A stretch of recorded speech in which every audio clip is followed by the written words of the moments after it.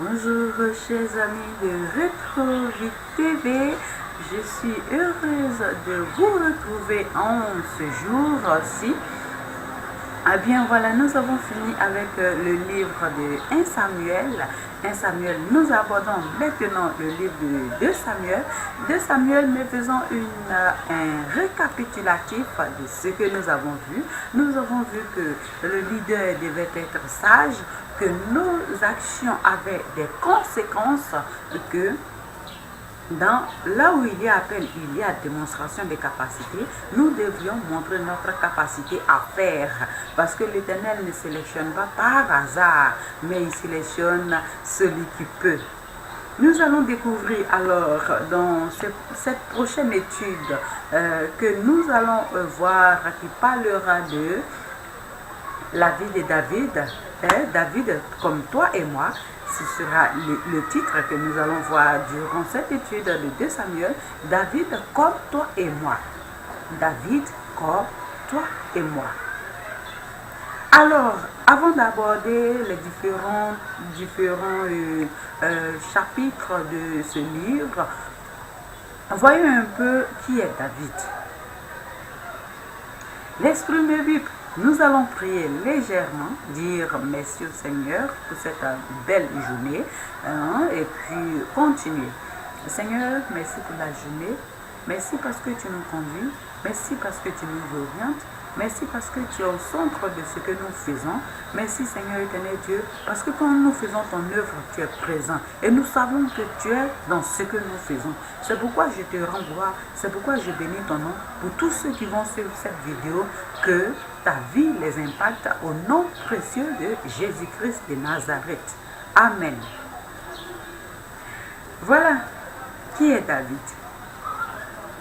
Quand nous avons commencé notre lecture depuis 1 Samuel, nous avons vu que d'abord le peuple qui a choisi Saül, et nous découvrons par la suite Saül qui est un grand homme, un père de famille, il est avec une grande taille, il est beau de visage.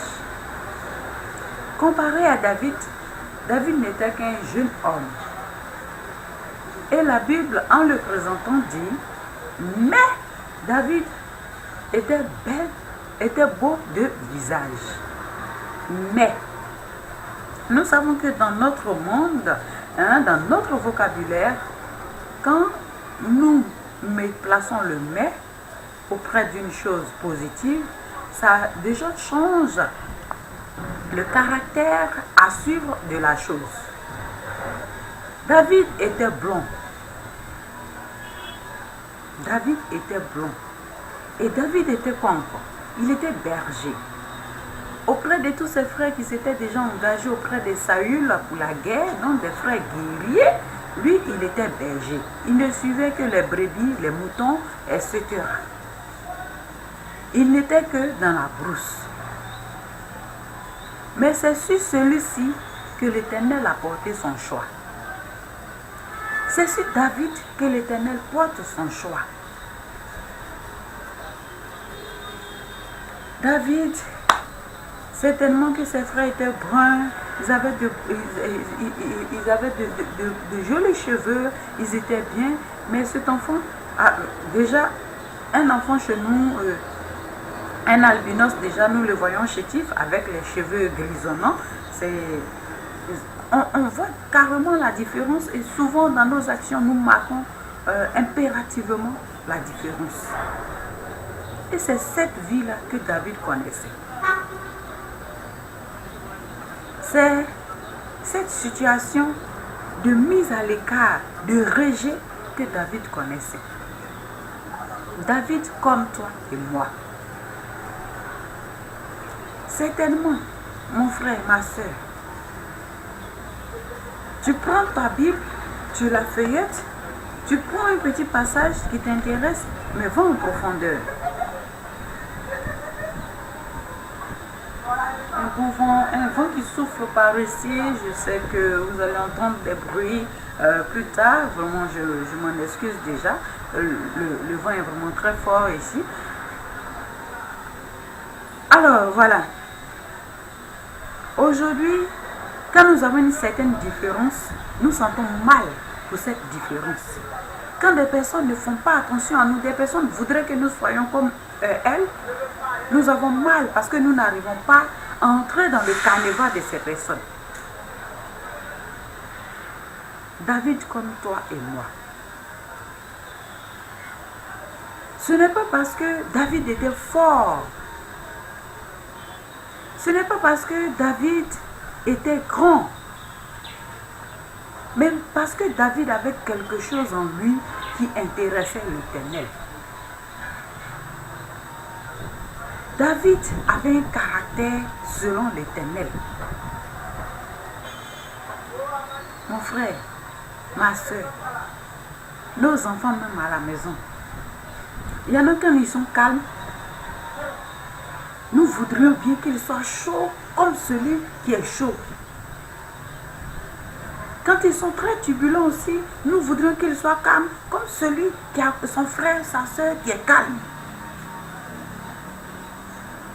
Quand on est un enfant qui n'est pas grand de taille, on aurait voulu que sa taille soit aussi un peu élevée comme les autres.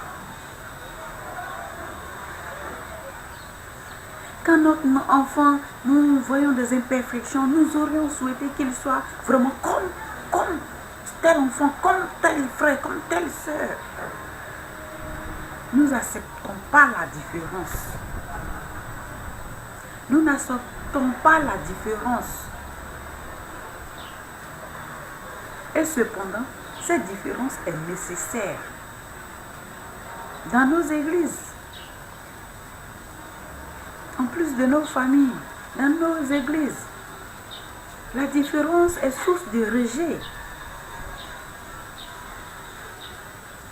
La différence est source de rejet. On regarde à tel vêtement, on regarde à l'aspect de tel frère, de telle soeur.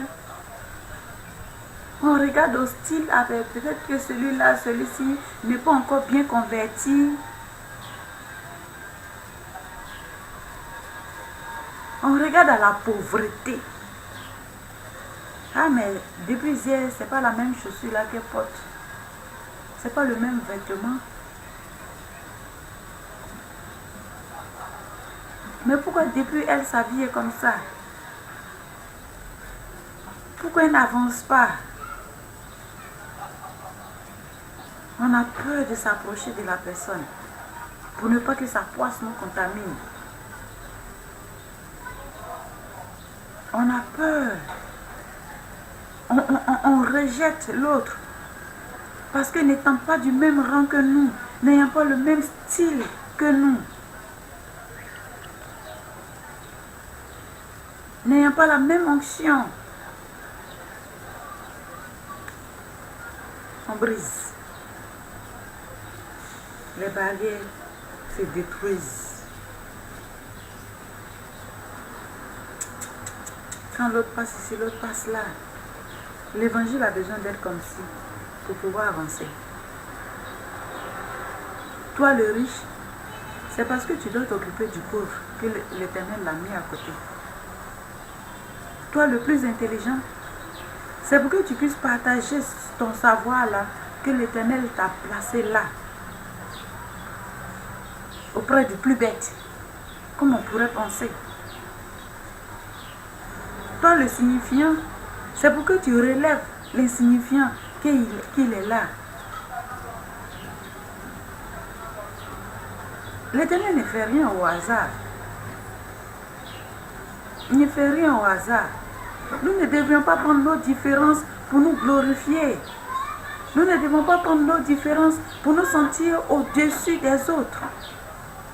Nous ne devons pas utiliser nos différences pour rejeter celui qui est en face.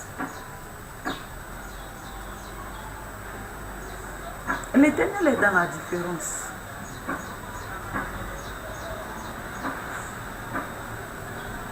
L'Éternel est dans la différence entre tes enfants. Il est dans la différence de vos relations. Si tu es chaud, il ne te donnera pas quelqu'un qui est chaud. Parce que ça va produire un bouillon. Si tu es froid, il ne te donnera pas quelqu'un qui est froid. Parce que ça va faire teigne. L'Éternel est dans la différence. Alors, David, comme toi et moi, l'Éternel, c'est dans cette différence qu'il allait prendre David. Et ce qui a intéressé l'Éternel en David, c'est ce qui était à l'intérieur de lui, ce qu'il pouvait produire, son potentiel. Et nous avons vu David auprès de Saül. David, qui n'était qu'un enfant, a produit plus que Saül, qui était déjà un homme adulte, un père de famille. David a produit en fidélité avec l'Éternel. David a produit en amour avec l'Éternel. David a produit en humilité avec l'Éternel.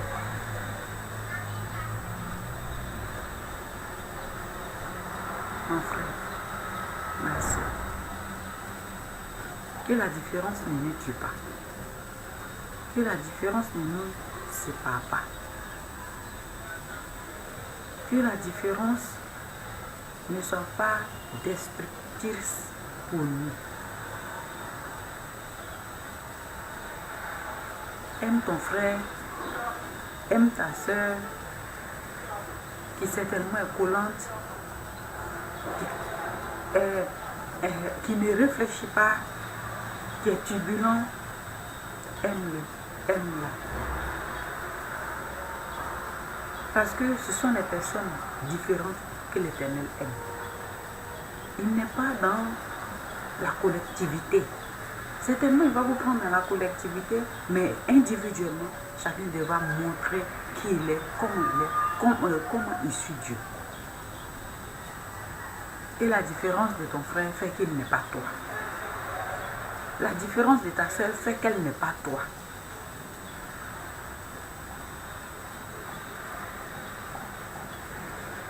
David, comme toi et moi. David n'avait pas le cœur de Saül. Il n'avait pas le comportement de Saül. Et cela était important pour lui. Il n'avait pas les ambitions de Saül. Et cela a fait de lui l'homme selon le cœur de Dieu. L'homme selon le cœur de Dieu. Ta soeur parle beaucoup, toi tu ne parles pas assez. C'est l'Éternel qui le veut ainsi. Nous ne pouvons pas tous nous ressembler. L'Éternel est dans la différence. L'Éternel réside dans la différence. Il aime les gens qui se démarquent. On te rejette certainement parmi les frères parce que tu n'es pas chaud, tu ne montres pas un zèle bouillant qui peut être fou.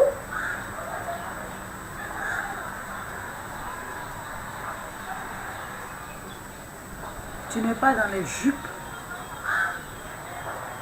ou toujours à prendre les chaussettes des hommes de Dieu. Cela ne fait pas de toi un rejeté de Dieu. Cela ne fait pas de toi une personne que Dieu ne voit pas. L'homme regarde à l'apparence, Dieu il regarde au cœur. Il regarde à ton potentiel. Il regarde à ce que tu peux être, ce que tu peux produire pour l'humanité. Tu peux produire pour ton église, tu peux produire pour ta maison, tu peux produire pour ta nation, tu peux produire pour toi-même, tu peux produire pour Dieu. C'est à cela que Dieu regarde. Quand vous êtes ensemble, d'accord, mais ce doigt, qu'est-ce qu'il fait? Celui-ci, il joue quel rôle? Celui-là, il joue quel rôle? Celui-ci, à quoi sert-il? Et celui-ci, oui. Et c'est le travail de tous ces doigts-là qui forment la main. Et pourtant, voyez par vous-même, pourquoi Dieu les a créés de différentes tailles, de différentes grosseurs. C'est un dessin qui devait nous interpeller. Même les trous de nos narines n'ont pas les mêmes formes. Ce sont des différences qui devaient nous interpeller.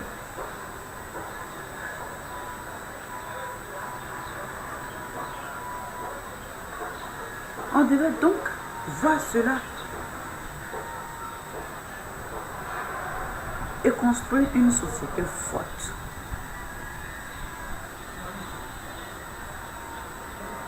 On devrait voir cela et changer la face du monde par nos potentiels et non par le reflet de ce que nous voyons, par la transmission de ce que nous vivons. Non. Dieu est dans la différence.